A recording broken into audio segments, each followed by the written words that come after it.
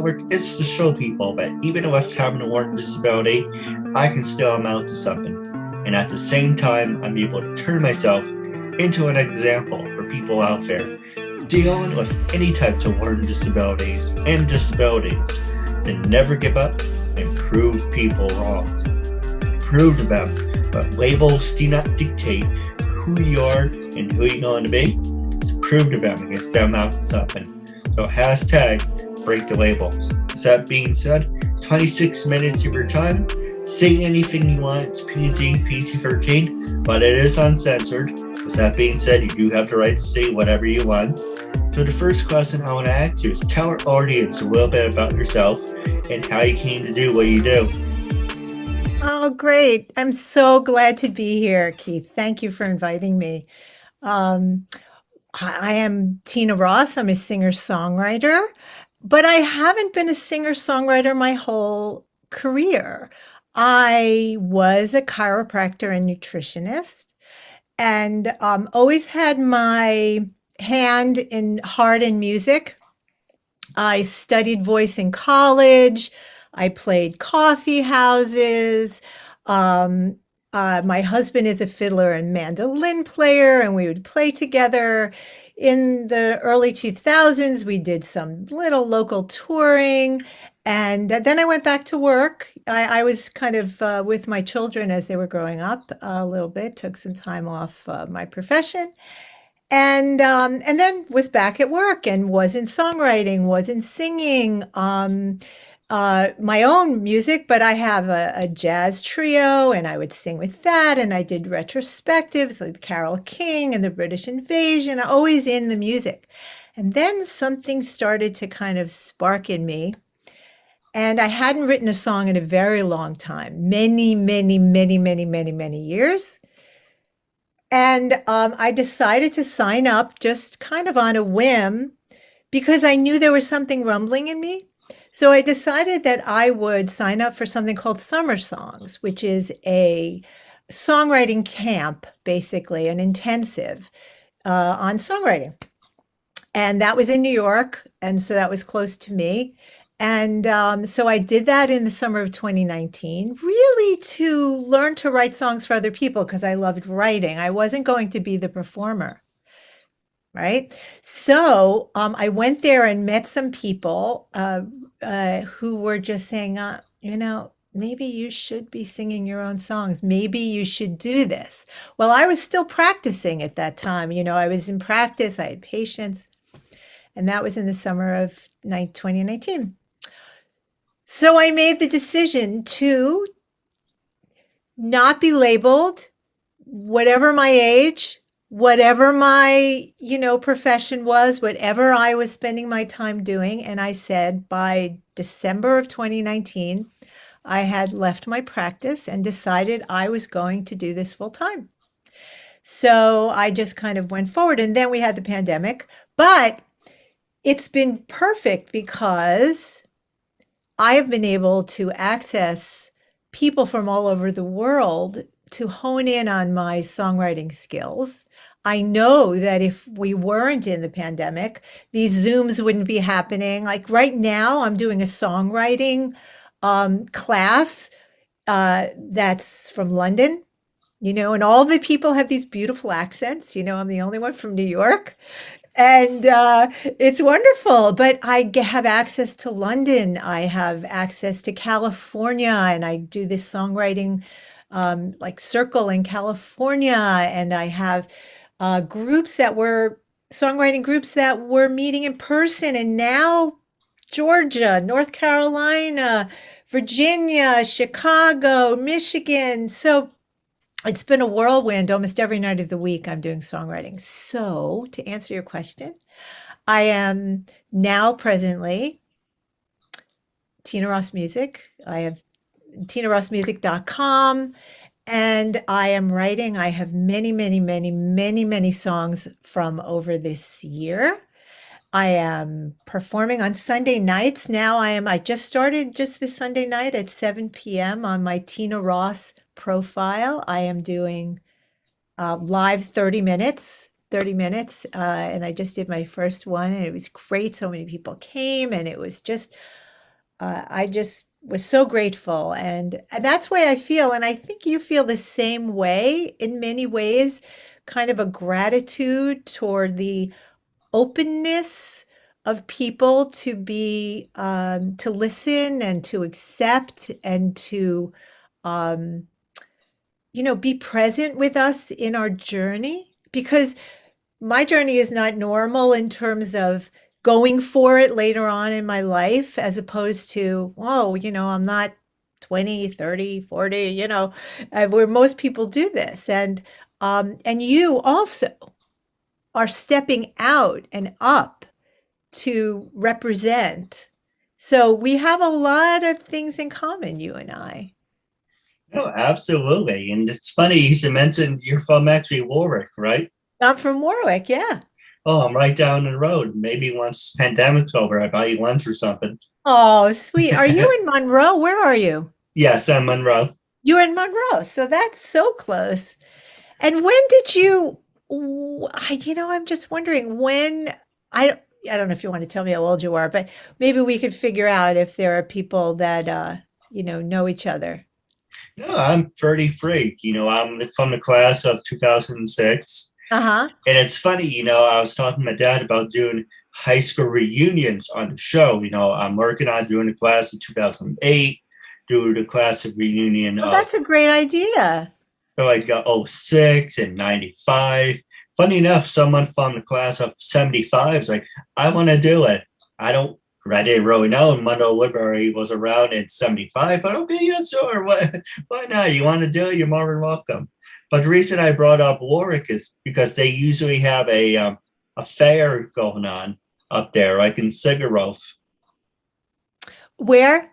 Oh, a Sugarloaf. Oh, Sugarloaf. Oh, yeah, absolutely. In Sugarloaf. Yeah, they have a lot of fairs, Apple Fest, and yeah, there's a lot going on. And this summer, I don't know what's going on. And unfortunately, I haven't worked on getting any gigs for the summer.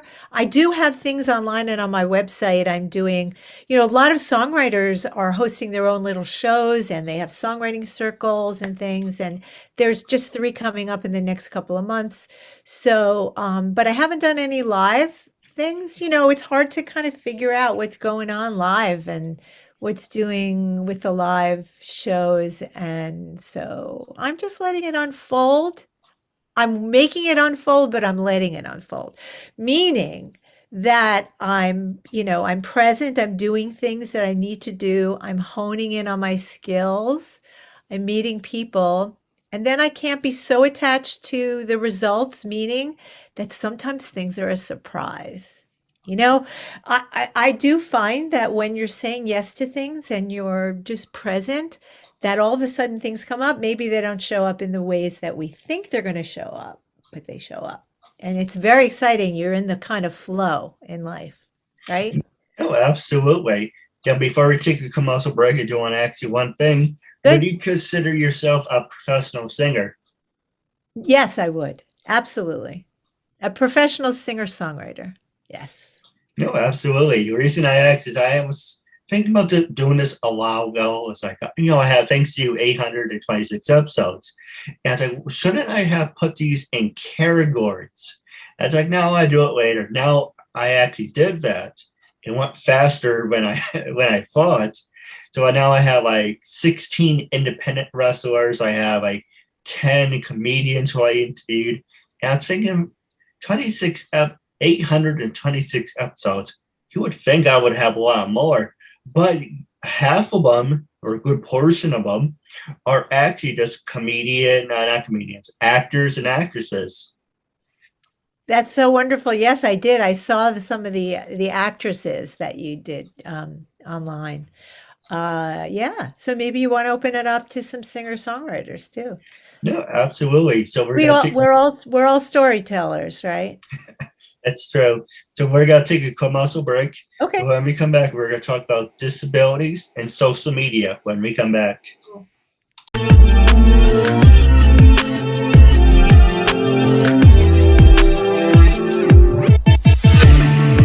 First thing I want to promote is HB Gibson, home of the X Zone. If you're interested in anything entertainment, definitely check out Eats B. Gibson. Also, if you're into fitness, eating and drinking healthy, definitely check out Life of a Fighter. But my newest thing I want to promote is disabilities. Disabilities do not dictate who you are and who you're going to be. Just prove them you can stem out to something. So hashtag break the labels. Based on the show, I'm on the spectrum because I read and learn at middle school, high school level. And I'm not qualified to do other things like other people do, but I'm showing you that labels do not dictate who you gotta be. And to prove them, I will break whatever labels is placed in front of me. With that being said, the first question I want to ask you is social media. With everything that you accomplish in your life, do you give thanks to Facebook, Twitter, Instagram? Have these platforms gave you opportunities to reach out? As you mentioned, you reach people in England and California. For me, I've been doing this for almost 8 years, and actually I do want to promote that in a second. But I reach people from Canada, England, Germany, all over the United States, everyone and everyone. But the question for you is, have you ever gotten a personal role or a job opportunity through social media? Oh, yes, absolutely. Absolutely. It has really been useful, especially in this, these COVID times, when most people have moved to online. And again, as I said before, it wouldn't have been this way if the climate wasn't the way it is. So I definitely have gotten opportunities. Um, First of all, showing up to some of these groups and these songwriter groups, I have been able to meet people through let's say hear a song or hear what I'm doing, and then you reach out to each other and you chat, in the Zooms, private chats, and you talk to each other. And I did a California one, and two people reached out to me, and I reached out to them, and I was booked for, an interview, a singer-songwriter little round. And yeah, so that's absolutely been great. Facebook, honestly, for me has been wonderful because I didn't really use Facebook prior to being singer-songwriter. I mean, I had it, actually, my daughter set it up for me years ago. And, but I kind of was private, and kind of quiet and not really wanting to be so revealing. And I didn't quite get it. Maybe I was a little self-conscious, not really sure. And yeah, probably. And but once I saw the opportunity also, and that you can have an authentic connection. You really need to make sure that it is authentic. I mean, we cannot create something that is not real, that's unsustainable, as well as not authentic. So if we can kind of use social media in a way to reach each other, to have conversations, to find things that we would not normally find.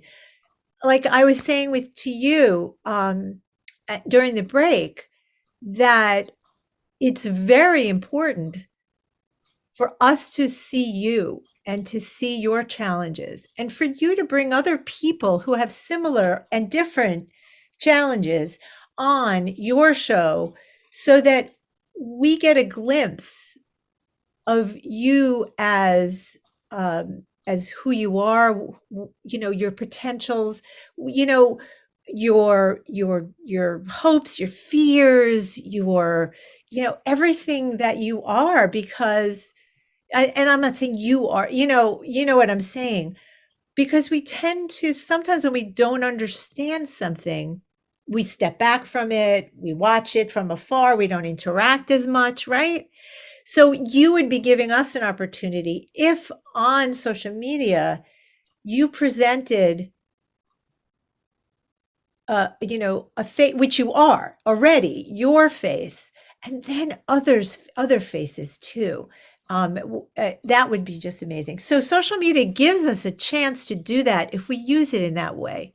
You know, if we're making the decision to be, really all who we are, and taking a leap of faith that will be, accepted in that way. But not everyone is going to be accepting in every way. We just have to give that up.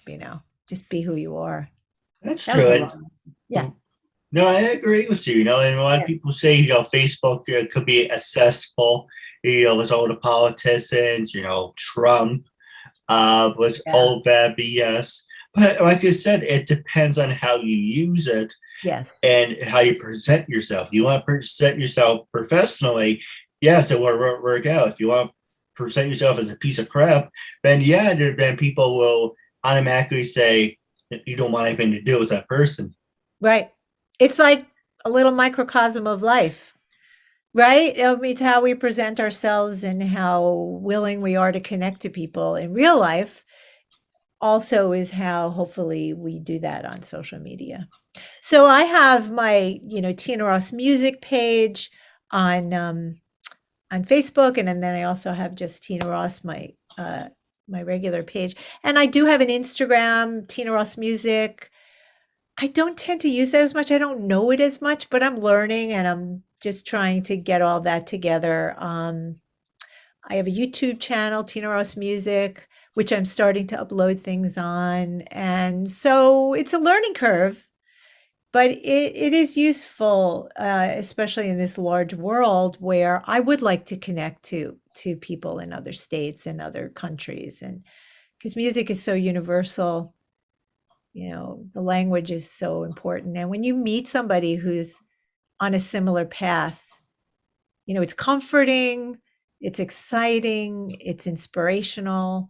So it really opens the, opportunities to meet people. Social media. Yeah. No, I agree. The everyone I'll ask y'all not to talk about political things or anything, but I do like to hear people's opinions. When this Corona thing first started, I was like, oh, Cuomo's doing a great job. Now it's like I can't wait for him to get the hell out of there. And now we have Blasio, who's another schmuck. And it's in the CDC. It's like giving you mixed reviews, like saying, oh, they're opening things to 100%, arenas and shows, go out to eat. But then they're saying, yeah, you have to be careful and wear a mask and social distance. It's like, can you guys just get your crap together and just tell people? So which one is it? Is it I can go back to normal, or is it we have to be safe? But I, I go think ahead. that we're in uncharted territory, and I think that these organizations and people, for the most part, are doing their best. I can't say that the last president did his best, but I can say that the new president is doing his best and is aware and truthful and honest, in being, doing his best. But what I can say is that there's a lot we don't know. So when, on one, you know, uh, on one hand, wear a mask, don't wear a mask. I think people are trying to tread this water that we don't really know really know.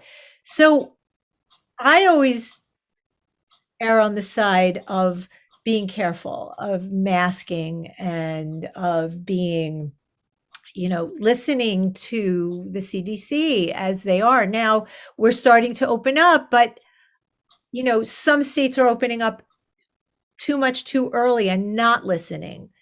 And I don't think that we should cherry pick who we listen to because it is politically the way we want to think, or we want to hedonistically kind of live life and have freedom. And, freedom comes when we're all safe, when we're healthy, when we have opportunities because of that.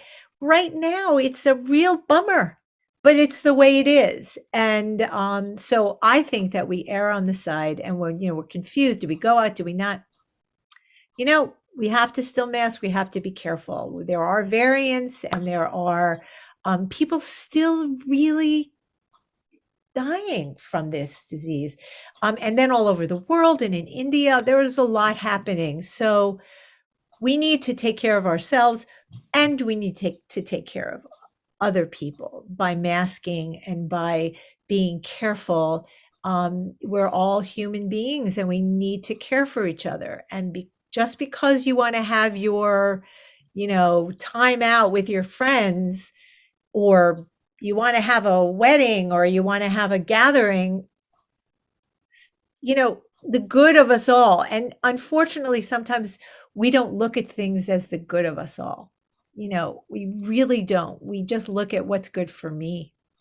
And it's interesting because I'm finding that theme is coming up in my songs lately. It's interesting that you ask, because I just wrote a couple of songs, but one in particular is about, the difficulties we have are shared. If someone else has a difficult time with something, no matter what it is, and it is not our experience of that, it doesn't mean that we don't share their burdens, and we don't share and help them as much as we can.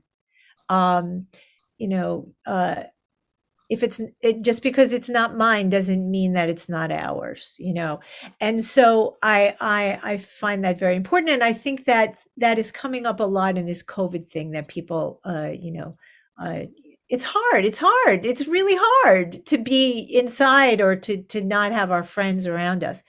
But we do have to hold on, and we do have to listen to the science, for sure. We have to listen to the science. So I would say, when you're saying, do you go, do you not, do you do? I think we err on the side of caution. You're Until we absolutely know. We don't know. This is such a weird virus, no, you're absolutely right. Especially with climate change, Yeah. unfortunately, this is only the tip of the iceberg. Yes. Yes. And we need to really listen to that as well. Climate justice is a very, very, very important awareness for us to have, that this is happening. And if we need to do, again, I find the people that deny that are the people who only care about themselves. It's true. You know? They're actually recently put a helicopter on, well, not actually a helicopter, a drone on Mars. And it's like, yeah, in a couple, not in my lifetime, but they're going to eventually, be on Mars. It's like, what's the point? You're only got to screw that planet up like you did in planet Earth. But, hopefully we learn from this, especially this is the second time in history this has happened with a deadly disease. Hopefully, second time to charm. But the last thing I'm going to ask you is the last 2 minutes. I'm going to pass it over to you. With everything, there was an article recently talk about late night shows. Okay. How they're going to say it's going to be there, but it won't be the same anymore. For an example, they're going to do everything via Zoom. So no audience, no bands, no paying for your hotels. When you watch a late night show, you want to see like Colbert or Colby O'Brien or anyone out there. You just want to see something good on 2, 4, or whatever. But now everything's going to be, okay, I understand they're going to be Zoom until the pandemic's over. But having that be the new normal, it's kind of stupid if you think about it. Yeah, that again is another challenge where things are changing. But I do have to say that they have stepped up. I still enjoy Colbert, and and also in the Times in the morning on my phone, you get kind of a wrap up of late night, and you can watch, if I don't stay up, or I'm not watching, you can watch clips, and it's just so fabulous. And I don't think it's going away. These voices are really important for us to kind of see the irony of things, and see things in a different view, and I kind of take it any way I can get it. If it's on Zoom, of course, we like the kind of synergy of an audience and a band, and I do see that that they are coming back a little bit, where there's the band, right? And they're over there, and the host is over here. Maybe there are a few people in the audience. So I'll take what I can get. Everything is a new normal at this point. But again, if we can all be really careful and get vaccinated and do our parts, I think we'll be getting out of it and be dealing with coronavirus as something like the flu, or and then getting our vaccines and moving on and being able to have connections again. Oh, Yeah, but absolutely. I love the morning app on the New York Times. It's just the funniest thing. It really gets me through the day. Hey, Keith, everyone needs a sense of humor. Yeah, absolutely. Now, wrapped up the show, I do have a couple questions for you off the air, but I want you to be brutally honest. Oh, How can people follow you on social media? okay. But the question I was going to ask you is, when I first approached you to be a guest on my show, what made you say yes?